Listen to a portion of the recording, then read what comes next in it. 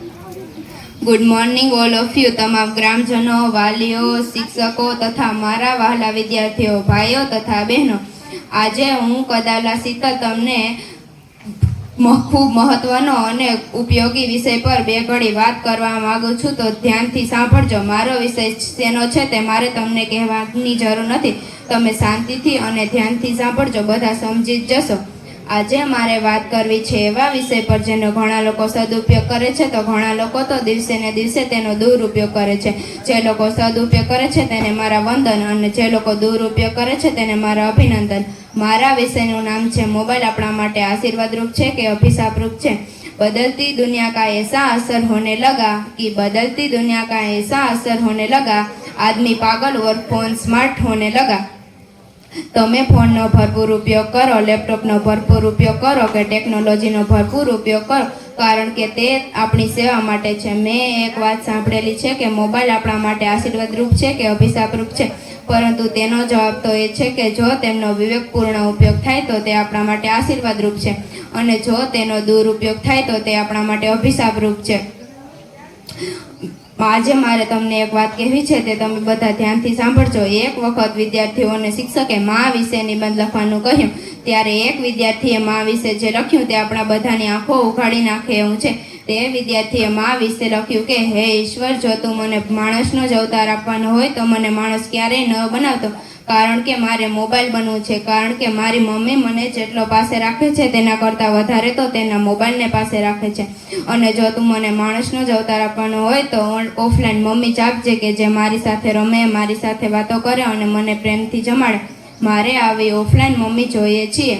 लोग पहले सैलरी छुपाते थे, ज्वेलरी छुपाते थे, और अब मोबाइल में गैलरी छुपाते हैं.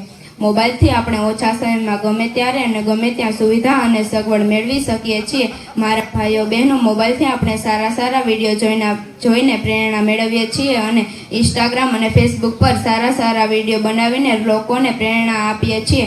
પરંતુ અત્યારે તો આપણને મોબાઈલની એટલી બધી લત લાગી ગઈ છે કે આપણે આપણું કામ, આપણો પરિવાર વગેરેને મૂકી શકીએ છીએ, પરંતુ મોબાઈલને મૂકી શકતા નથી. અત્યારે આપણને ઓક્સિજન વગર ચાલે, પરંતુ મોબાઈલ વગર તો ચાલે જ નહીં. હવે તો લોકો જેટલું પેટમાં નથી નાખતા તેટલું નેટમાં નાખે છે.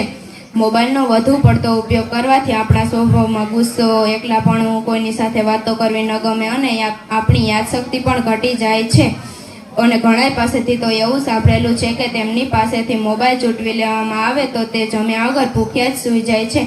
એટલે કે મોબાઈલ એવું સાધન છે કે જે આપણો waste of time, waste of money અને વેસ્ટ ઓફ એનર્જી કરે છે. કોલગેટની પહેલાં લોકો ફેસબુકને શોધે, લાઇક અને કોમેન્ટનો ચોખ્ખો હિસાબ રાખે, વાત ટીના મીના ગીતાની રાખે, ફેસબુક પર રહીને ફેસબુકને જ ભાંડે. ઓનલાઈન ઓર્ડર કરીને પિઝા ખાવાની મજા આવે છે કે પરિવાર સાથે બેસીને કઢી અને રોટલો ખાવાની મજા આવે છે? દુકાનમાં કરેલી શોપિંગમાં વધારે મજા આવે છે કે ઓનલાઈન કરેલી શોપિંગમાં? ઘણા જમવા બેસે ત્યારે એક હાથમાં ચમચી અને બીજા હાથમાં શું હોય છે તો તમને બધાને ખબર જ છે. જી હા મિત્રો, એ છે મોબાઈલ, મોબાઈલ ને મોબાઈલ જ. જો આપણે મશીન બનવું ના હોય તો સૂતા પહેલાં અને ઉઠતા પછી 1 કલાક મોબાઈલને બંધ જ રાખવો પડશે. નહીંતર એવો સમય આવશે કે તમારા જીવનનું સંચાલન તમે નહીં પરંતુ તમારો મોબાઈલ કરતો હશે. તો મિત્રો, તમે બધા સમજી જ ગયા હશો કે મોબાઈલ આપણા માટે આશીર્વાદરૂપ છે કે અભિશાપરૂપ છે. એ તો હવે તમારે જ વિચારવાનું છે. તો હવે આજથી જ મારી સાથે ભણતા તમામ વિદ્યાર્થીઓને હું કદાલા શીતલ વિનંતી કરું છું કે મોબાઈલનો આડેધડ ઉપયોગ નહીં કરવો. અને છેલ્લે મારે કહેવું છે કે દુનિયાનો કોઈ એવો વ્યક્તિ નથી કે જેને મોબાઈલનો વધુ પડતો ઉપયોગ કર્યો હોય અને તે મહાન બની ગયા હોય. એટલે તમામ ગ્રામજનો, વાલીઓ, તમે મોબાઈલને બદલે વધુમાં વધુ પુસ્તકો વાંચજો.